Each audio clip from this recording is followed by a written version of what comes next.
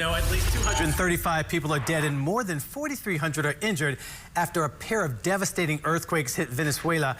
Officials say the second tremor was the most powerful one to strike the country in over a century. This morning, many people are still missing or remain trapped underneath the rubble.